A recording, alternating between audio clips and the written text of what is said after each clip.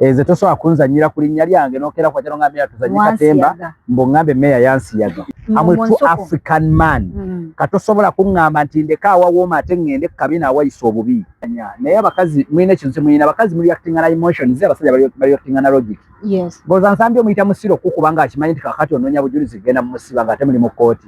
Kigendererwa ki lwaki nsambye yandibadde akuba omukazi gw'amanyi ddala nti mulina mu kkooti nti essaawa zino omukazi naye kimuleese okuprovokinga ayagala omukuba akuwawaabye. Kugwa atambulirwako kamera n'obulwa n'omuntu akwata akatambi nga bakuba. Omu yayenda. Muno mu families abantu bana babiri waliwo yayenda. Era n'asigulibwa. Kati ng'awulira munda mu ye. Awono takyalina kiddako. Buli omu alina kugenda gy'agenze, buli omu n'atandika bulamu. Kuba kyenategeddeko nti Nsambye yasigadde ku kizimbe kya wali n'amaka yagasigaddemu omukazi bamugambye naye agende anoonye gy'adda. Kwe badde bafa divorce. Divorce omusajja yakkiriza okugiwa. Alright, yes. Oli ku Glosh TV nga bulijjo nateera njagala kubanga nkubuuzaako muganda wange gwe wenna atugoberera wano ku mukutu gwaffe gwa YouTube nti wasiibye otya ogamba otya kasubire oli bulungi. Nateera nkujjukiza nti nja kusaba muganda wange genda wansaawo osubscribinge olikinge ateera osharinge still osobola okomentinga okusinzira ku video eno nga woba okoze ki nga woba ojabe. Nateera nyongera okubanga nkujjukiza gwe wenna eyandyetaaze okubanga olanga naffe aba Glosh TV osobola okubanga otunoonyako kanamba kaffe ak'essimu 0750312083 oba 0750312083 ojja kubanga osobola okubanga otufuna tujja kubanga tukulangira bizinesi yo osobola okubanga naawe ogikuba abantu mu maaso. Kale abatulaba ku mikutu gyaffe gyombiriri Glosh TV ne ku mukutu gwaffe gwa Endless. Glosh ya kongeremu nti yasinga amaanyi. Badde sikyegendereza Glosh TV amanyino teekawo akanamba era abali akanamba katya akanamba kugundiye akanamba nga kateekawo kaani aka Glosh abatulaba ku Glosh TV enamba eyo gye mulaba si kimuli muwala mulungi alina n'akabina mulabi. Basigidde ekifaananyi ate kakati baneekwasaaki bannange mutuweereze ku ddata ate tunaatwawo okuswala tunaakomawa wala bankubidde abakyala eggulo ne bampa ku ssente naye neyofuna ssente yabadde weeyukkiwa mitajjabya yampadde ssente nga neebaza olw'okulwanirira boy child. Njagala kutegeeza eggwanga kimu nti akola obulungi asiima. Ekyokubiri ebintu byaffe ffe nze nabagamba sitera nnyo kwagala kuyingira kintu kyesimaze kufunako clear picture of its ending. Kikyengezako otegeeza clear picture of its ending enkomerero y'ekintu nga sinnaba kugifuna na kufuna image yaakyo kiyinza kuggwa kitya simala gagiyingira. Ensonga lwaki ensonga za mirembe n'ensambya saasooka ziyingirirawo in the first place nga bwe saasooka kuyingira za Ssuuna Beni ne Nambwayo era nga bwe saasooka kuyingira za Gyali era nga bwe saasooka kuyingira na za Kenny. Gyali talina ttabu ali atya mirimu mirungi yeeyagala ne kalina yaffe gye twali tuzimbira omukazi twagimaliriza kati mugenda mwani muntwalire omwana oli wakaka twagala wakakaayo nende ebyabahaji nga bintu byange mbisobola ntajja mmala olina haji ate goli so mu mbeera efaananako bwetyo nze okujja mu nsonga zino ezimu zemulaba mbeera mbobo neegendereza saagala nnyo kukkakanya kuvoola kutyoboola njagala nnyo nzije n'ensonga ng'eri detailed bulungi nnyo ti bwe njogera ku nsonga bweti nga ddala erina facts zaayo ezisobola zensobola okuyimirira. Yes. So abatulaba mwebale kutulaba tugenda tambula ffenna mu ddakiika ezitali nnyingi nga bwe zinsabiddwa era njagala nedda mukwano nina abagenyi bange bali awo nina bali nabo balinze nze so leero naawe nja kukuwaayo bwekityo bwe kiri emalayo emyaka 15 n'ennaku n'emyezi 17 n'emyezi 11 emyaka 15 nga musibe kati ezo mbuzo nabaze ate wano ovaawo akantu kayina tuli wano wetuva so meya ku nsonga za mirembe n'ensambya ogambye toyingira mu kintu nga tosoose kulaba its ending na reality ekirimu gwe watandika ddyo kiwa obudde, that is my point, ne ekyakutanula okugamba kanyingire mu nsonga zino, era lwaki wagenda ku side ya boy child, because omuntu ali eyo alowooza atali wide mu ndowooza ajja gamba. Of course it is obvious musajja baba wadde sente baba guze, of course bagula eri nene balina ne bwotemenya ndi activist atakabanira eddembe ly'abaami mu ggwanga ataliiko kukyenyumirizaamu kukyetuuma wabula under Equity for Men, an organization registered ne ku Google nga bw'ogisearchinga kweri Equity for Men. It is my initiative. I'm the CEO, I'm the executive director of Equity for Men Uganda. We have an offices Mengo opposite Fufu House. We have lawyers, we have counselors, we have abantu abenjawulo social workers bonna abali under our organization. Me coming out okutandika okuwa such views, nze nyinza okuba nga nze nganze olumuntu wali cases ezijjanga za media waliwo ebintu byetusolvinga nga si bya media, naye no case wejjanga mu media bakizuula nti nze nyina ku ddoboozi kati sojja neŋŋambulinga nenjogera ebintu but singa ne tudda mu mateeka then we have lawyers n'abakansol Bali, bakansol Oshi, Muhammad Nsereko and so many other lawyers abasobola okuba nga batambuliramu naffe mu nsonga naddala nga zeekuusa ku mateeka. Nze olumu ze sinnabako nze okugamba nti oba mmaliriza oba nti oba ntandika okukola submissions zange nga ziri nnyo mu mateeka. Nze ebyange nkola nga whistleblower okuhypinga ekintu n'okumarketinga my organization oba our organization oba ng'etambula n'egenda mu maaso. So ensonga za mirembe n'ensambya zabeerawo ebbanga ng'abantu bazoogerako, nze nga sirina nnyo interest mu yo because nze nalaba ng'ensonga ez'awaka ez'amaka anyone jasobola okukola ki okutuulamu. Not until bwe nawulira nga bitandise okugenda deep nga bifuuse kati ebiri serious, tandise okuwuliramu gwe balangira obusiyazi, omusajja abadde asiyaga omukazi, tandise owuliramu simanya ssente z'omukazi omusajja aziridde zonna zimazeewo n'ebirala. Ngenda okulaba nga waliwo batandise okujja okuleeta sayidi y'omukazi nga balinga abali ku payroll, nga balinga abali nti ekintu bali ku script nti kye bali mu kusoma at the moment kikwate nti babawendudde. So I had to look beyond okutunuulira nze ngazo wa Equity for Men wawe nyinza okusitulira eddoboozi lyange nawe wenyinza okuyambira. Two, what I started with was ongambye nti omusajja omaze n'emyaka 3 ng'akusiyaga mpa reference n'age yadde ya police gye waloopa awo ntandikirawo nti namuloopako omusajja ng'ayagala okunsiyaga. Then ogambye nti omusajja abadde violent, abadde toxic, abadde narcissistic, kyabadde akukuba mpaayo era references ziraga nti abadde nga zitambulira mu myaka 3 gino. Saagala ompe reference gy'okoze nga mumaze kwawukana because bw'ompa reference gy'omaze okukola mu kaseera ak'emyezi 7 gye mwawukanidde, eyo nsobola okuba nga sisobola gyesiga kugijja kaadi. Ekyo njagala tukkiriziganye. Njagala ompe in the process of 3 years omwami ono babadde bamiiseko mu ofiisi ey'amaka n'ensonga ezifaananako bwe zityo. Then bw'omala okukakasa nti omusajja abadde buli kimu kyonna gwe sente zo zonna zonna aziridde, ntandika okugenda into details to ask omusajja ono before abadde akola mulimu ki, nti omusajja abadde mubazzi, abadde amanyiddwa okuviira ddala ku Facebook nga yeeranga akatale kaako ebibajje konna abadde yakatunda, abadde yeetunda dda. Ti mirembe ogenza okumusanga dating omusajja abadde in the process. The reason as why we work hard, we men, yes, it is to get abakyala abo abatujjamu. Chovola bati obudde. That's the reason as why we work hard. That's why mirembe yajja mwobo meya bwembaji n'akamotoka ekinvugisa akamotoka kange ka Subaru njagala nkwane ku mukazi avuga empundo. I know. Ntegerekese bulungi kyendi mu kubala njagala siba fotosubi ebyo sibyetaaga nti buli step gye ntuukako njagala kuwanvuya my status, njagala get on my status buli step gye nkola ki. That is why nsambya yalina omukyala ne baawukana. Okategedde bulungi. Yes. Kakati nti omwami ono okuba nti mirembe otugamba nti buli kimu gw'obadde okimakinga, gw'obadde okimukolera, gw'obadde simaakabejja, tandika okwebuuza omusajja ono wamusanga ali ku ki.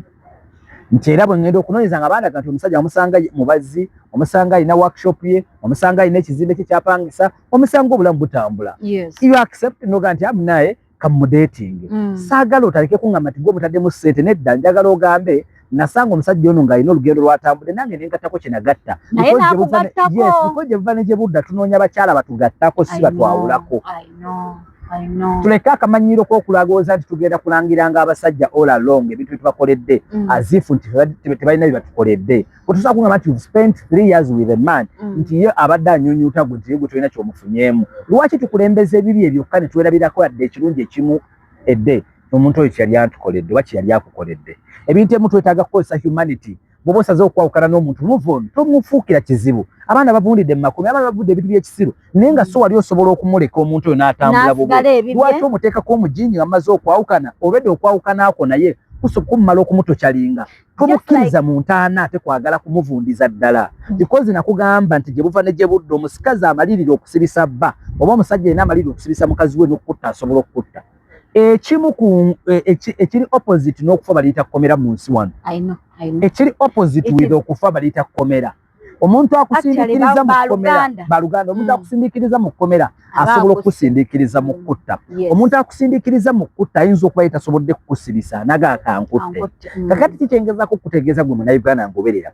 I can't sit down I tolerate omuntu amaliridde okusibisa bba gw'amaze n'emyaka 3 gw'otalinamu na mwana muluva. Omuntu nze bagamba Juli omuntu akukyaye blood tewetagana kumala mujjukiza bya divorce ng'okyaye omusajja bagomuziza byampa divorce abakazi nga yakukyaye ne bya divorce tabitunuulira okanya mujjukiza na bujjukiza waye mpa mahale gange nga yagenda nadda yakukoowa meaning abakazi bagenda okyawa nga bakyawadda buli olabanga omukazi akoza sima mpa divorce omanyo ya either akubba oba akyakwetaaga.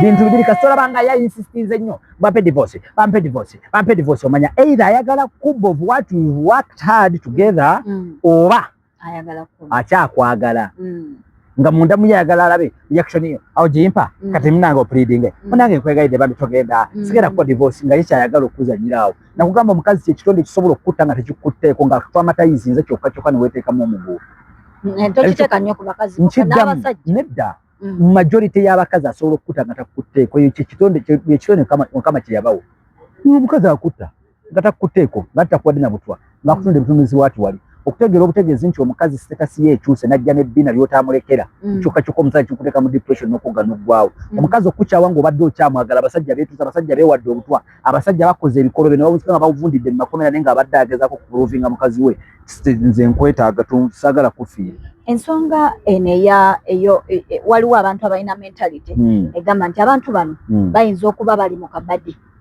something stunt era nga babesinga ku bino wammanga tulina omuwala gwe bayita Gloria yavaayo awo nga alina gundi zasoma nga bamugamba waba mirembe avuddemu mu kizimbe that is okay nga ndowooza saidi ya Nsambya nga bamuweereza ka message oba comment n'agamba nti kirungi nnyo avuddemu mu kizimbe naye mujja kuswala wali olabyeko okukyala kwa Mirembe n'Ensambya wali olabyeko okwanjula oba mwalaba bulabi ebifaananyi nga kiindikeetinga nti neno divorce gye batugamba nti divorce biyinza okuba nga ebintu tebiriwo abantu abalina mentality eyo oyinza bagamba waliwo kye tuyita munnayuganda ojja kufa ng'abantu balowooza oli mu stand bana abantu lya ddala because tekimanyi nti balima mu kkooti ekyo kimu ekyokubiri tulabyeko ng'omu ayawukana nga bibya ddala muganda wange teri stand yenkanankana muntu kugamba nti oli musiyazi nga you have a brand to protect you have a name to protect that is not a being in stand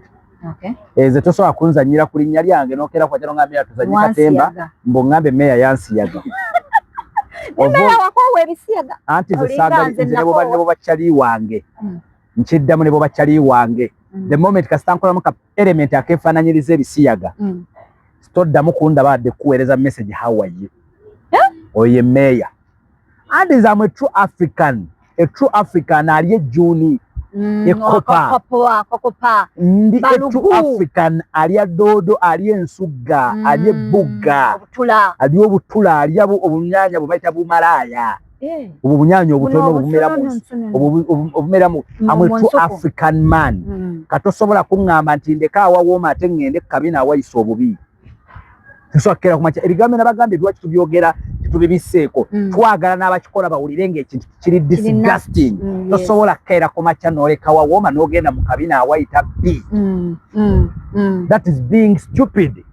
So erinnya lyo baba balita you're not even being stupid but you're retarded punk muli tukiyita oyo ye muwumba tuutu nga bw'omuteera obusa bw'embuzi n'emmwanyi tasobola kubwawula ameketa bumekesi abanga asoso yes meya bajja kuma visa meya gwagala okutambula bajinyime ze YouTube channel yange nsasula I know nyino mulimo ogunsasula kati nze stonyumiza kugenda mu America mu banyime visa gasiya baba jimani bajinyima kyogamba bagendayo bamala kusiyaga I know sibuli ya gobera ne banka statement yo nga yetengeredde omulama gonna baguyita sente gwe soka kutereza byanfuna ebisigadde kyova buno wala basiyaga no wala basiya nobulenzi basiyaga buli desperate bali vingo obulamu buli dinayo obulamu bwachayi obulamu bwagwanibwa nebirala ovala manti bokera macha no kisigo omuvubuka nga takirya mpulira atanzi onzita kuba manye ekintu kyoli musiga nze munda munze customer yes customer okumundo woza nti babi musiya zogenda mucha y'abantu wali abalala balinga meya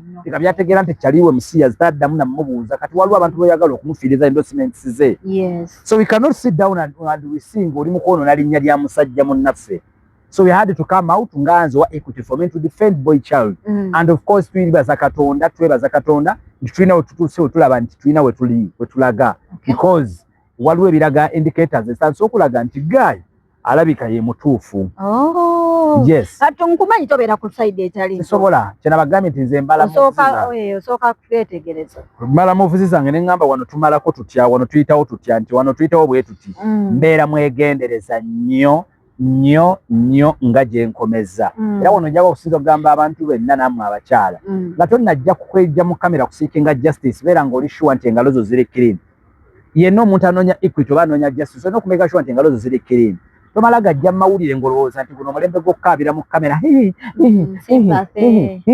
bubikola ebitubigenda kukola jangu ng'otegedde nti abantu bogenda okusinkana bogenda kusangamu abayivu bammeya weetuli ba bush lawyers abatematema ensonga era njagala kutegeeza guno omulembe gwe tutakyasympathizinga na mukazi kubanga okebedde mu kamera ate era nkowola abasajja mwera tobeereyo n'onyigirizibwa come out tuyogera buli oyogerera mu kamera muno nze omanyi natandika initiative yange ya Equity for Men ne life after prison nkyaza abasibe ba ex prisoners n'ebirala ne lwaki nkikola ekintu kino nti omwana buli lwayogerera muno mu kamera awine ettaffaali erimu lyawulira ng'alinga atowolokose alina ne experience gyasharingirako ne ba viewers baffe okumanya nti guno musango wali emisango gye tubuusa amaaso nze kalina omwana gwe nakyazi mabega kaawo yali amazeeyo emyaka 7 mu kkomera naye nga bamuteeka ku robale agulated robale naye nga agamba meya kyenazuula oba kyeyazuula kyekiriwa eriyo bikeses nga poliisi ebiyina naye nga bakomplainanti baabyo babatadde ku pressure naye nga poliisi ebuliddwa beebiteekako nga yabulwa basuspect so what they do ndi okugamba ge mazima what they do mu bavubukamu abali ayida bataagala kunoonya mirimu okukola nakubeera busy bwe bakukwata boki what they do balaba nti toliko nnyo alondoola ogenda mu kooti nga bakusomera kisango kya aggravated robbery kubbisa maanyi ogenda okanga ne complainant tomulabangako tomumanyi tokikolangako naye nga kibakutaddeko kakana emyaka 15 nga gikwata ekyo nga n'omusango nga yo poliisi eyachivinga on that ndati kati munnaye otegedde ja omusango kakati gukoze ki tugulinye ku nfeera ate si mu Uganda mokka nina firimu nje njagala okulagira abantu bagende bagita when they see us poliisi y'omu America ali ng'enoonyereza ku misango nga bakabasanya nnyo abawala bakabasanya nnyo abakazi nga babatta so nga bannansi batadde nnyo ku pressure so what they did baafuna abaana abaali okumpi nibo bakabasanyiza omuwala abaana nga ba myaka 13-14 ne babakwata ne babatiisatiisa ne babatulugunya mpaka babakkirizise nti bebaziza omusango ne bagamba bwemukkiriza kuba byali byana bito ne bikkiriza mufe twebase ku mukazi ne tumutta n'omutta bawunziko ebyana babisibye emyaka n'emyaka ng'era gavumenti yonna ewaze mwebale kutukolera mwakivinze kitegeeza tebiri mu Uganda wokka n'abakolako Julius okategedde tebiri mu Uganda wokka wano mu Uganda kyangu nnyo kyakukkiriza omusango nga si gwe waguza oli nakukwata n'akuteeka mu kasenge n'akutulugunya mpaka lw'okkiriza nakuba n'akugamba nti kati gwe bokkiriza nga tukuta olumala okukkiriza kumbe yon record oli ku butambi nga tulina gweosobola kubyeyambula the moment kasita okkiriza ng'owedde so nina ensonga zendaba ezazze mu mbeera eno eya mirembe n'ensambya basooka ne batugamba nti waliwo akatambi akafuluma nga nsambya alanga ebintu bye mukyala mirembe ng'ayitawo namugamba hi baby how are you nambo n'amuddamu abalala ku side eri bagamba teyamuddamu batugamba before all that waliwo akatambi waliwo ebyaliwo nga mirembe bwe yajja mu dduuka yali oba ayagala kwata kifaananyi mbu Nsambya n'amukuba kata amutte. Ate nga Nsamirembe ayina client gwazze naye ng'oyo ye ali mu ddwaliro taddanga ngulu baamukuba amaaso gonna ne gazimbazimba. Awo njagala akatambi tukayina akakatambi kennyini kenjagala okubuuza bagamba mbu mwaka gasse temwaleese katambi kagwayo nabo batuwaako abwe. Kati awe njagala obuuliza omuntu ono client eyajja n'emirembe ye talina kujjako mu kamera yagaana anti kati babakera nti wali bamuteeke mu kamera because bagamba bamukuba yajje mu kamera client oyo anti ayinza oba tayagala. Kati ensonga eno tofaayo n'ekyokubikira otegeeza eggwanga ttiimu y'omukazi oyo yali efulumya amaloboozi ffe bwe twabagamba nga nti bageditinze batuddangamu ki bagamuleeta agamu anti omuganda agamba musajja munno ggolu olirya likunkumuka bw'oba ogobanga musajja munno olekamu aganaakuzza. Muganda yomu n'agamba nti akugoba takutadde tabula kyakusuuza waakiri embuyaga ekusuuza eminyira. Ezo engero zonna nzirireetinga ku bino ebiriwo nga bwe mwafulumyanga amaloboozi nga mulina access ku go naffe twafulumiza video ladies and gentlemen ffe tulina access ku zo video nga Mirembe akutte ebintu kyankalanyiza nga bwe mwafulumya amaloboozi nga tugezaako claiminga nga temwagala tuwuliriza naffe ku mulundi guno katumalina tuli ku video mwafulumya audio naffe tuli ku video mwagala video entuufu bagireete naffe mutwe video entuufu waffe gye tulina gye tugamba yentuufu. Abantu bayinza okutuuka awo wonna omuntu najja nakyankalanya ebintu mu baana be bakozesa.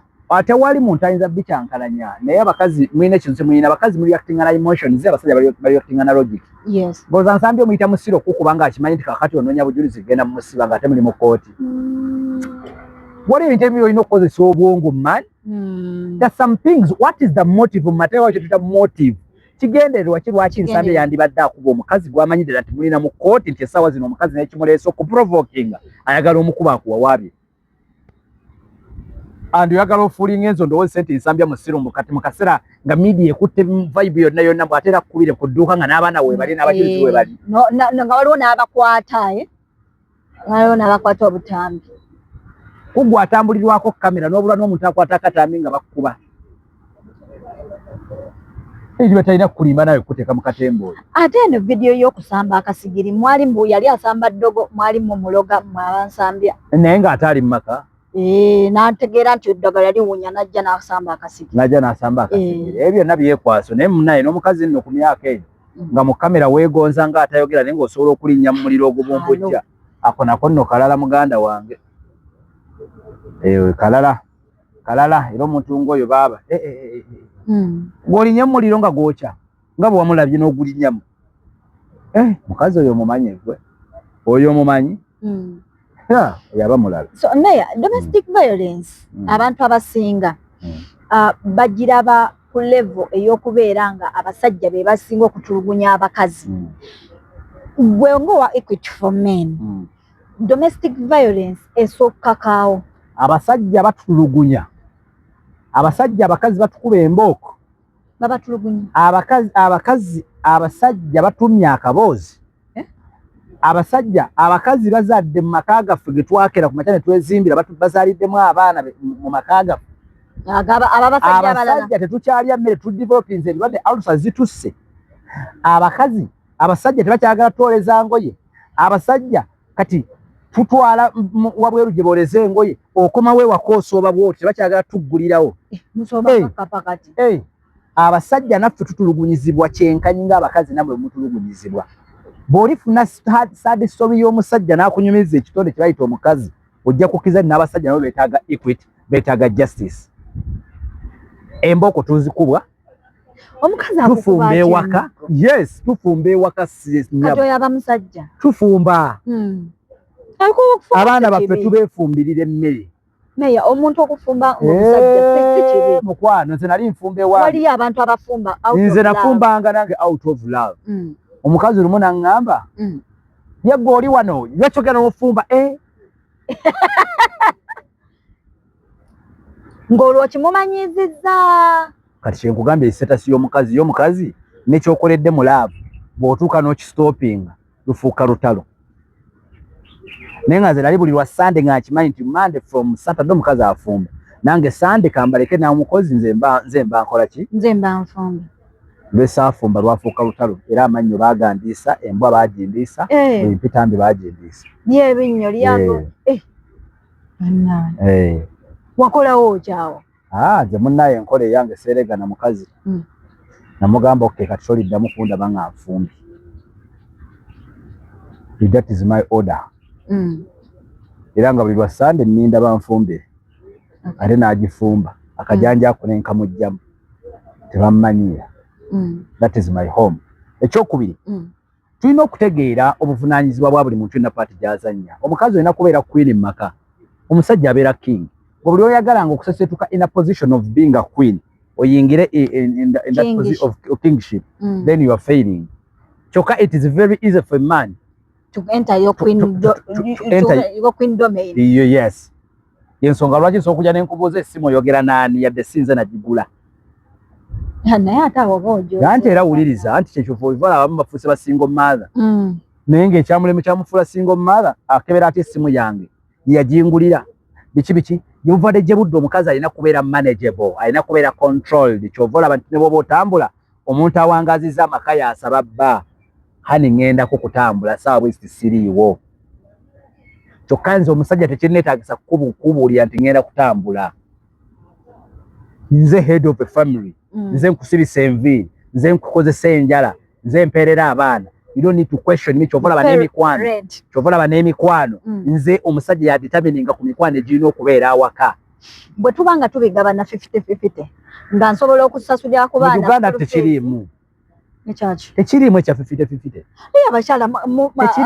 abakyala mubalekedde obuvunaanyizibwa mukwano okugula ebitambala by'oku mmeeza si bwe buvunaanyizibwa no women work ne baleeta emmere ku mmeeza n'asasula rent ng'omusajja afuluuta nkunyumize ne kino ne bw'oba nga gwo byonna abikola mu culture oba African culture omwami asigala mwami era ne mu bazungu sina mu culture mukka wabula ne mu nsi z'abazungu omusajja kyova olaba nakugamba nti n'abakazi abamaintainize status yaabwe ey'obugagga ne bwafumbirwa musajja nga mwavu mukko omukazi akkiriza ne bamumanaginga agaggawadde nnyo kyokka n'omukazi omusajja naye n'agaggawala buli lwokkirizanga okumanaginga omukazi bangi nalabye waliwo Infotrust Segment gye yakoze abantu bagamba mwattu nange omukazi anyumirwa nnyo okumugambako okumukontrolinga okumuboggoleramu okumukambuwaliramu kino tukikola yes kati kibaita narcissism okategedde naye nga mu mateeka buba mu nkola eyandibadde entuufu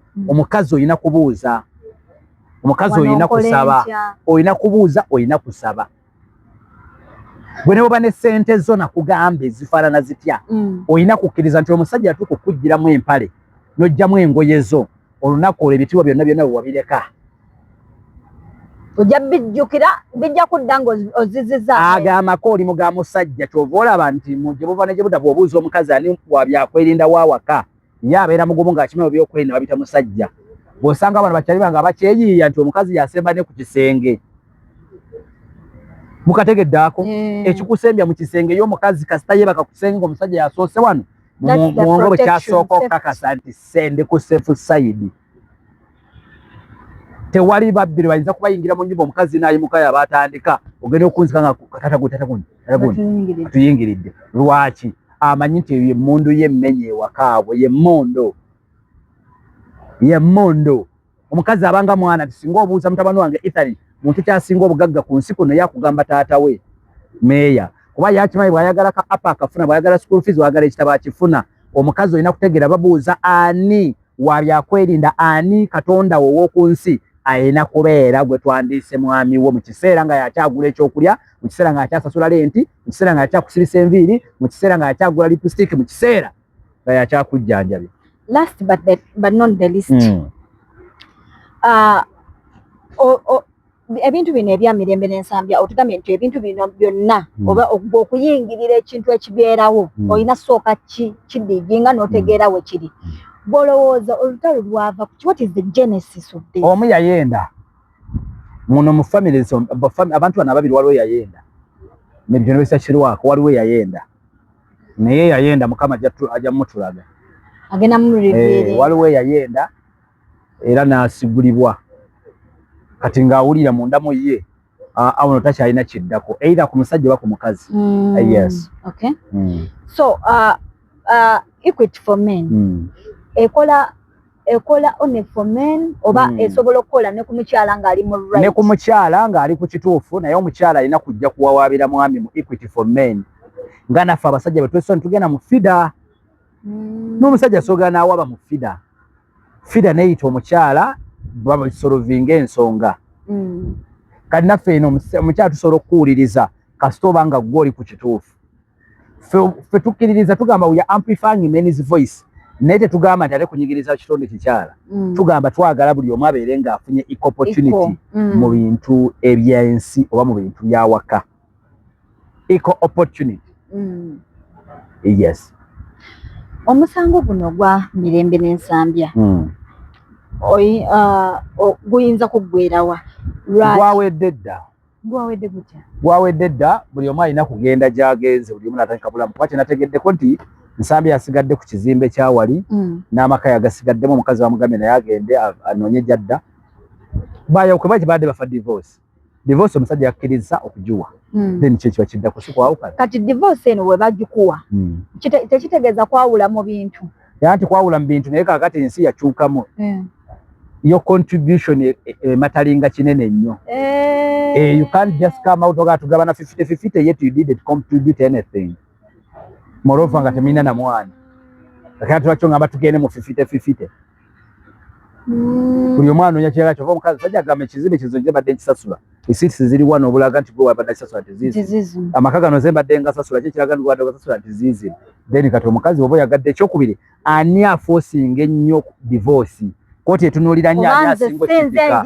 Yes, yo mukasajja agaye njimuwa lwannakola nte neze badde sikola ki? Sikyagala. Kati gwakyagala gwagala divorce tegeeza gw'oli lwedde bina ne w'otandikira. Kati ono atali lwedde muleke yatambuza obulamu asigale mu bintu. Gwajeetaaga genda oyiye obulamu ewalala. Simple as that. Ekisemberayo ddala.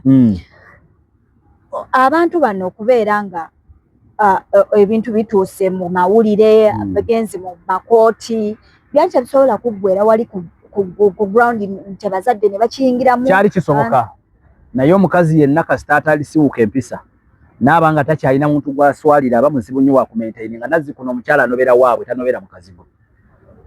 Ofuna bulungi omukazi buli wakulaganga nti anobye ewuwo n'anobera mu muzigo oyo aba amaze okukutulako networks ezoogera ne famire ye kuba ne famire ye nnyini aba amaze ogyekutulako naffe tetumanyi. Kati ekiriwo ku bano ababiri nti omu yagenda mu muzigo mu ntebe za mukwano gwe mwe yanobera kati ono nga tenne naye waatandikira.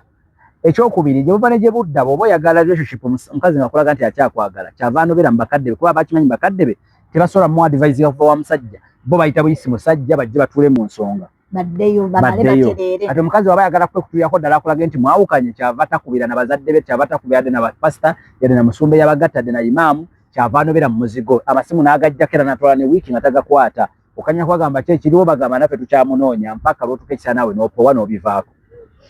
Meeya nga nkusiibula. Mbeera nsiibula ngende. Njagala kusiibula.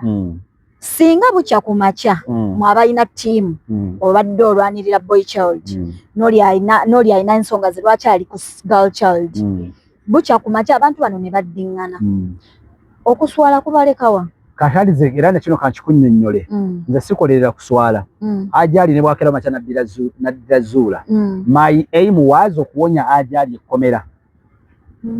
Suuna Beni ne bwaddira Nambwayo my aim was okununula kalina ya Suuna. Wajinunula webale yokitegedde Nsambya ne bwakera ku makya naddira Mirembe. My aim was to protect erinnya lya Nsambya. The brand. Brand inzibu. Era nze toddangaawo n'owulira toga meeya nombalira ne bano abavubuka abalala mu timu nze ndi ku aim nze ntunuulira kindala ebya relationship yammwe sibimanyi kubanga nange nnyina gwe nalayira nti sisola muddira naye nga nkukuta ne mu kabokisi kange nga nje ndi nkukuta naye nga mu mikwano nagigamba eyembwa sola giddira. Neba nengo okuswala okubeera. Okimanyi waliwo abagenda oswala. Nze nyina gwe nnyina nange nyina gwe nnina naye nga nalayira nakuba n'emmeeza ne bagamba eyembwa sirigiddira naye kaakati ndi mu kabokisi ke mwegayira ane lwaki tonziriramu anti tusobola okuddawo anti tusobola okuddawo kati ze tebindi ebyo kati kyova nze mba ntunuulira kubanga mu process eyo nze mponyeza brand ye ne baddiŋŋana ekisoke era ina bye ya picking yajjo sobola okutambulirako okusobola okulanga protecting the neck kigondera kyange sikyakwawukana era saagala baawukane bwaba olumu yo ku reconcilinga ne baddawo eyebe ekolebwa. Yes. Would you want them to be back? Of course. Bwaba olumu if at all omukyalo ono takyusizza mu mbeera ate ni kati ate lwaki olw'omuddira bw'oba tokyusiza mu mbeera goba genda Bwatyo nshabudde ne president wa Equity for Men omukulu MC Mayor atukoledde ddala obulungi obutagambika. Nyongera okujjukiza subscribing ku mikutu gino liking ate commenting awatataleddeemu tujja kuba nga tutereeza. Nze Julie Potential kankusibulire wano mweraba.